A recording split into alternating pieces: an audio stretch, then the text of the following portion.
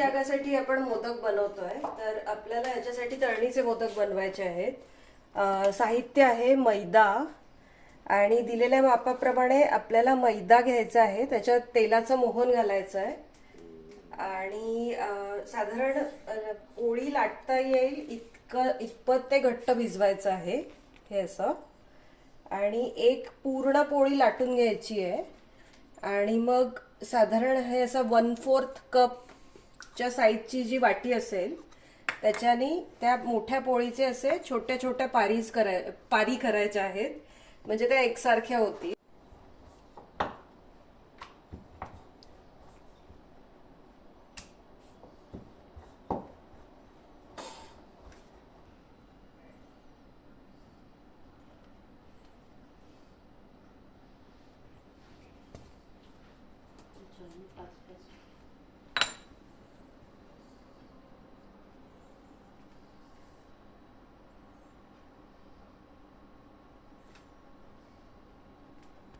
आणि मग सारण करण्यासाठी आपल्याला डेसिकेटेड कोकोनट आणि रॉ शुगर घ्यायची आहे आणि दिलेल्या मापाप्रमाणे ते मिक्स करून घ्यायचं आहे.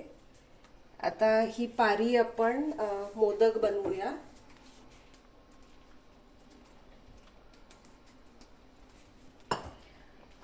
पारी मोदक करण्याकरता थोडं पाणी जवळ ठेवा वाटीत, म्हणजे मग पारी करण्याकरता बरं पडेल.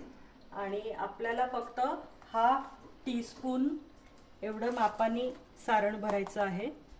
तर मी सारण भरून घेते आणि मग आपण कळ्या पाडूयात मोदकाला.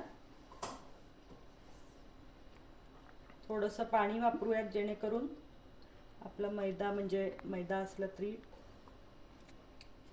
आणि आपण आत्ता फक्त मैदा वापरूनच करायची आहे आणि मैदा पाणी घालून भिजवायचा आहे, दूध घालून नको, कारण आपण जर कोणी एक 5-6 दिवस आधी केलं असेल तरी ते टिकेल, म्हणून फक्त पाणी वापरूनच आपण मैदा भिजवूया.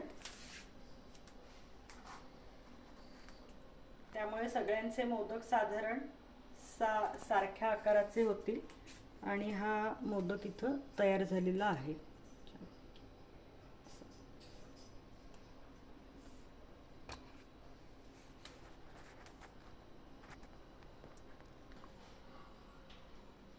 ह्याच्यात किती ते मापात लिहू म्हणून सांग.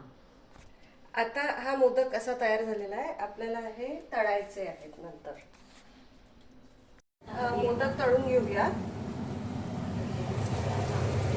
एका वेळी एक 5-7 मोदक होतील तळून. आणि थोडेसे गुलाबी सर ते तळून घ्यायचे आहेत.